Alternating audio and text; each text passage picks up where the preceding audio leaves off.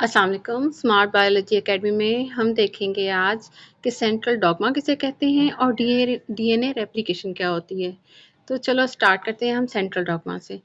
Central dogma basically होता है DNA की फुल रिप्रेजेंटेशन, यानी कि इस लिहाज से कि सबसे पहले हम कहते हैं डीएनए से बनना आरएनए का और आरएनए का फर्दर प्रोटीन को बनाना, इस सारे प्रोसेस को कहते हैं सेंट्रल डॉगमा।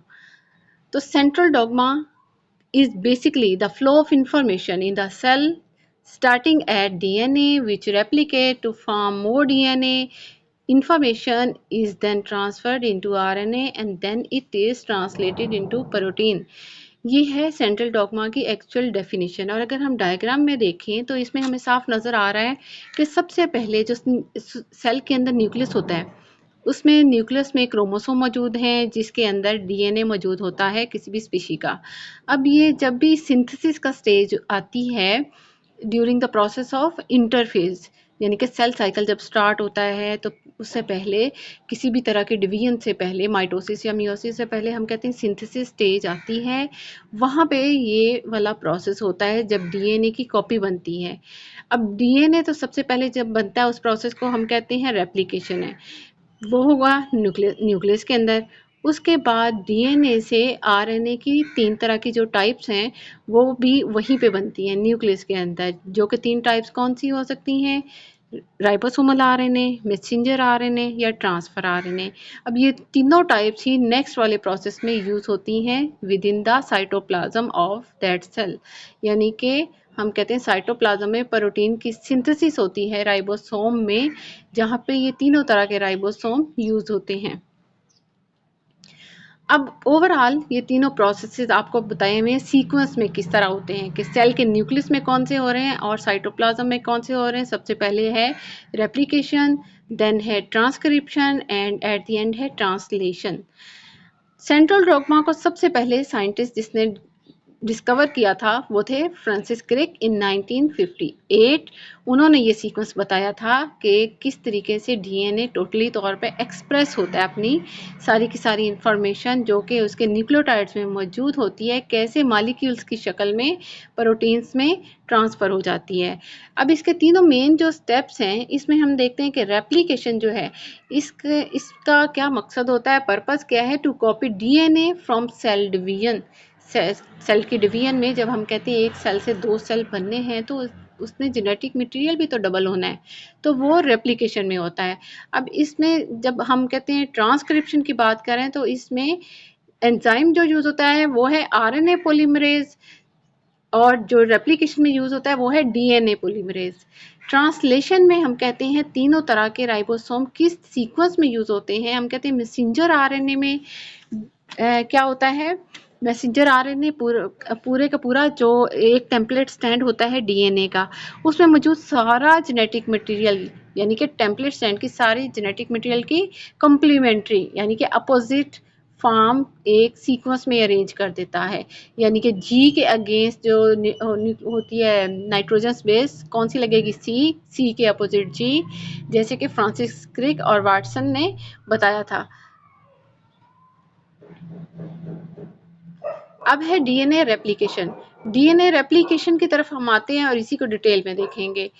डीएनए रेप्लिकेशन हम कहते हैं एक डीएनए के स्ट्रैंड, डबल हेलिकल स्ट्रैंड से 2 डीएनए के स्ट्रैंड का बन जाना, और ये स्ट्रैंड जो है टोटल मॉलिक्यूल में हम कहते हैं कैसे बनते हैं कि जो दोनों स्ट्रैंड जो नए बनेंगे उनमें एक स्ट्रैंड रहेगा पैरेंटल और एक स्ट्रैंड बन जाएगा आगे जब उनमें नए न्यूक्लियोटाइड आके अटैच हो जाएंगे।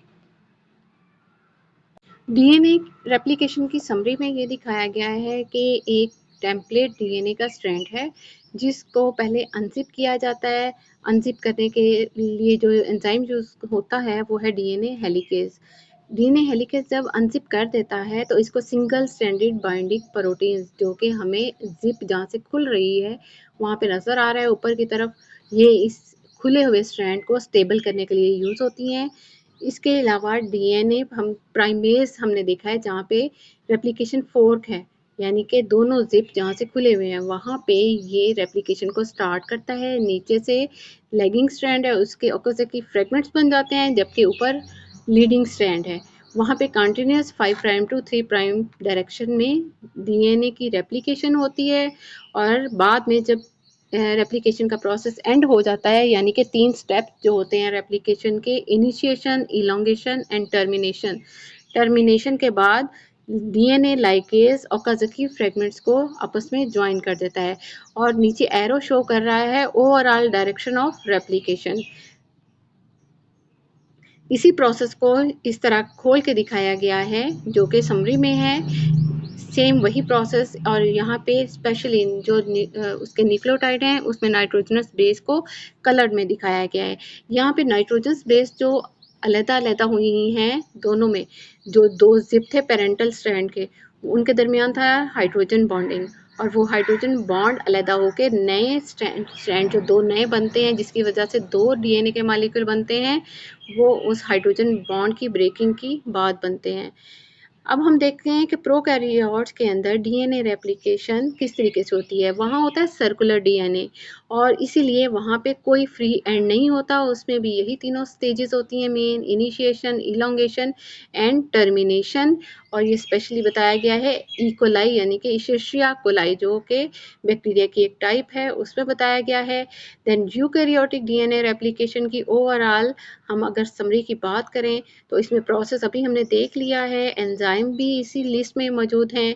डीएनए पॉलीमरेज जो कि सीक्वेंस को इंक्रीज करता है जब डीएनए नया बन रहा होता है।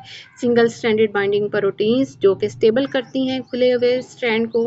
हेलिकेज अनवाइंड करता है, प्राइमेज स्टार्ट करवाता है, और टोपो आइसोमरेज एट द एंड हम कहते हैं उसकी ट्रांसलेशन को फिनिश करने में हेल्प करता है।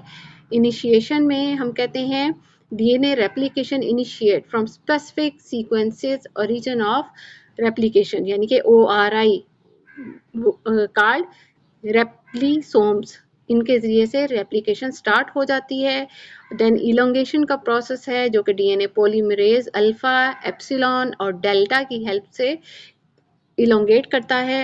And then at the end termination of the replication हो जाती है, जो कि एट द एंड टेलोमियर मौजूद होता है section eight the end of the DNA, जो कि प्रोटेक्ट करके रखता है खुले हुए स्ट्रैंड को।